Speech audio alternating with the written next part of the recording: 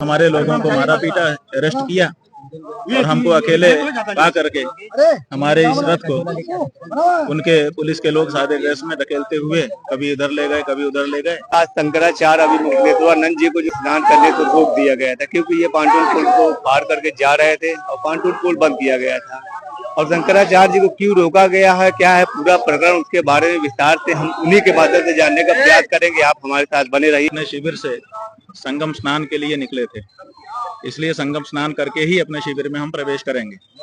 आप यहाँ हमको छोड़ के जा रहे हैं, एक तिल इधर से उधर हमारी ये गाड़ी नहीं होगी। हम यहीं बैठे हैं, चाहे 1 दिन लगे चाहे 10 दिन लगे, और हम संगम स्नान करके ही अब वापस जाएंगे और हमारा आदमी ले भी नहीं जाएगा। प्रशासन जो उचित समझे वो कार्यवाही करे। स्नान करने के लिए तो हम गए थे, लेकिन वहाँ अधिकारियों ने हमें रोक लिया और फिर हमारे लोगों को मारा पीटा, अरेस्ट किया और हमको अकेले पा करके हमारे इस रथ को उनके पुलिस के लोग सादे गैस में धकेलते हुए कभी इधर ले गए कभी उधर ले गए। 4-5 जगह ले जा करके खड़ा किए, फिर अंत में अब हमारे शिविर के सामने लाके खड़ा कर गए हैं। हमने उनसे जाते समय कहा कि आप यहाँ तक हमको लाए हैं, बागी भी आप ही को ले जाना है।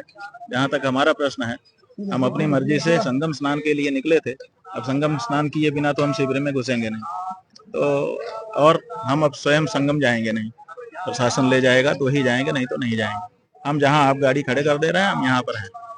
प्रशासन ने ऐसा कदम क्यों उठाया, क्या लगता है? देखिए, उन्होंने बताया तो नहीं कि क्या कारण है, लेकिन लगता ऐसा है कि पिछले कुंभ में हमने ये कह दिया था कि जो भगदड़ मची और जो लोग मारे गए उसमें आदित्यनाथ जी की जिम्मेदारी बनती है। तो हो सकता है कि उधर से ऊपर से आया हो कि इनका अपमान करो, या नीचे के लोग उनको खुश करने के लिए हमारा अपमान करने की कोशिश कर रहे हो।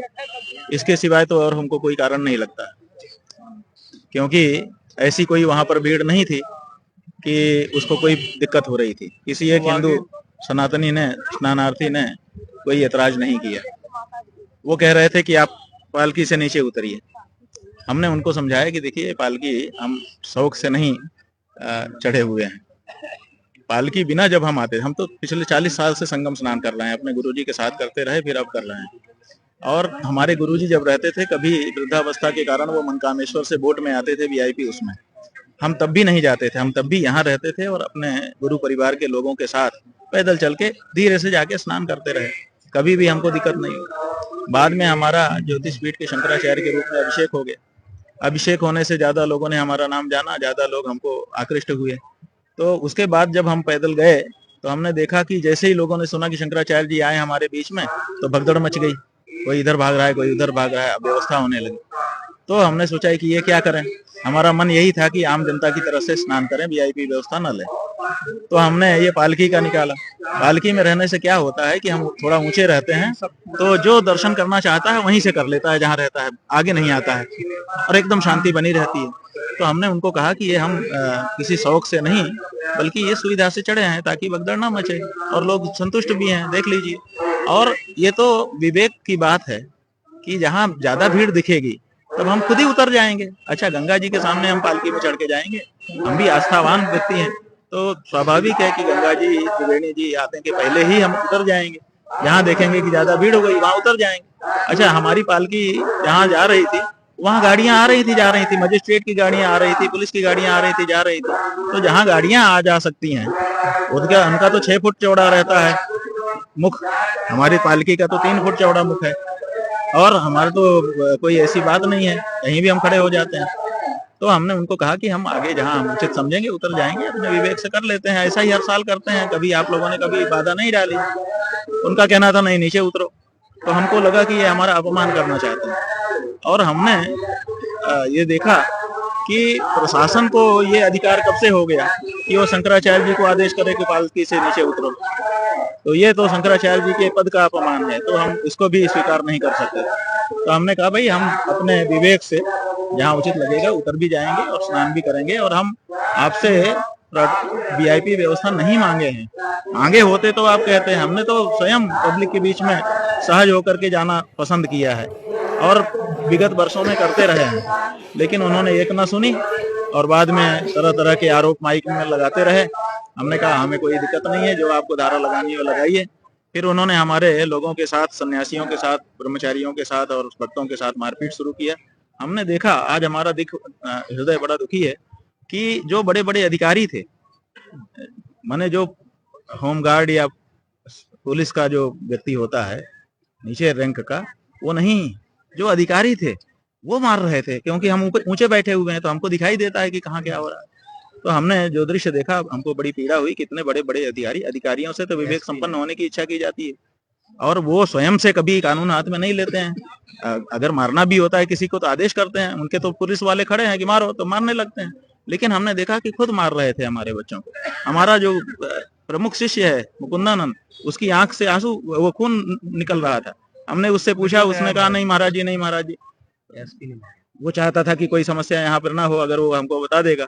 हमारे बच्चों ने बताया कि उसको पुलिस वालों ने अंदर ले जाकर के मारा।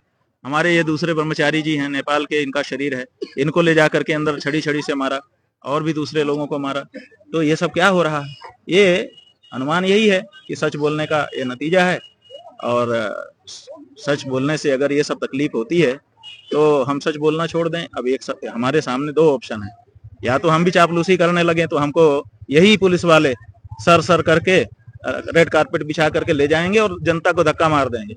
हमने देखा है वीआईपी व्यवस्था कैसी होती है, जनता को धक्का मार के एक तरफ कर दिया जाता है, वीआईपी के लिए जगह बना दी जाती है। वो व्यवस्था हम नहीं चाहते, हम नहीं जनता को पीड़ा पहुंचाना चाहते, तो हमने ये व्यवस्था अंगीकार की। आज हमको स्नान से वंचित कर दिया गया, तो अब तो इसका सनातनी जनता ही निर्णय करेगी। हम तो जहां तक हमारा प्रश्न है, स्नान के लिए शिविर से निकले थे, इसलिए अब शिविर से जाएंगे नहीं। और अगर माघ मेला तक यहाँ हम हैं, अगर तब तक हमको प्रोटोकॉल के साथ बाकायदा ले चल के यही पुलिस वाले अगर वहां पर हमको पालकी के साथ, जो हमारी मर्यादा है उसके साथ स्नान नहीं कराते हैं और भविष्य के लिए लिखित नहीं देते हैं कि ये मर्यादा आपकी रहेगी, तो फिर अगले वर्ष से हम यहाँ शिविर लगाना बंद कर देंगे कि भाई हमें नहीं लगाना है, हमें आना ही नहीं है यहाँ। अब ये मेला धार्मिकों का नहीं रहा, धर्माचार्यों का नहीं रही, शंकराचार्यों का नहीं रहा, अब ये शासन प्रशासन का हो चुका है, ऐसा हम मान लेंगे। सोची समझी साजिश थी, यही हमारा कहना है। पुलिस प्रशासन की इस घटना से कहीं न कहीं आपके शिष्य और आपके श्रद्धालु बहुत बर्माहत। बात यह है कि वो उनके अंदर मर्म है, लेकिन हम नहीं चाहेंगे कि यहाँ पर कोई भी कोलाहल हो। अगर हम वहीं पर एक इशारा करते, तो जब पुलिस के अधिकारी बड़े बड़े मार रहे थे हमारे सन्यासियों के, क्या सन्यासी नहीं मार सकते थे उनको? लेकिन हमने सबको रोका कि ये मत करो, और आगे भी रोक रहे हैं। इतनी देर तक 3-4 घंटे से हमको ये लोग घुमा रहे हैं मेले में, और कहाँ ले जा रहे हो पूछने से नहीं बता रहे हैं, क्या नाम है नहीं बता रहे हैं। केवल उनके बगल में राइफल घुसी हुई है, वो रिवाल्वर, पिस्टल, उसी से समझ में आ रहा है कि ये पुलिस वाले हैं, अन्यथा तो समझ में नहीं आ रहा है। तो उनसे पूछ रहे हैं, वो कुछ बता भी नहीं रहे हैं। ऐसे में अगर हम रास्ते में भी खड़े होकर के कह देता कि हमारे साथ अन्य अत्याचार हो रहा है, तो जनता उग्र नहीं हो जाती। लेकिन हमने संयम बरता है, हम आगे भी संयम ही बरतेंगे, बड़ी शांति के साथ। जिस जगह पे हमको खड़ा किया गया है हमारे शिविर के सामने, हम यहीं पर खड़े हैं, चाहे रात होगी चाहे दिन होगा, हम यहीं बैठे हैं, कहीं नहीं जाएंगे, और प्रतीक्षा करेंगे कि प्रशासन अपनी गलती, मेला अधिकारी अपनी गलती सुधारना चाहे तो सुधार लें, और नहीं तो हम लोग इस मेले को नमस्कार करेंगे जीवन पर्यंत के लिए, और ये घोषणा करेंगे कि अब ये मेला वीआईपी का, प्रशासनिक लोगों का हो चुका है, धार्मिकों का नहीं रहा। भक्तों को अपने संदेश क्या देना चाहिए? अभी तो हम यही कहेंगे कि आज का जो पर्व है इसका लाभ लें, दूसरी चीजों में ना पड़ें, क्योंकि पर्व के समय में अगर हम दूसरी कोई बात कहेंगे तो पर्व लाभ छूट जाएगा लोगों का, वो भी ठीक नहीं है।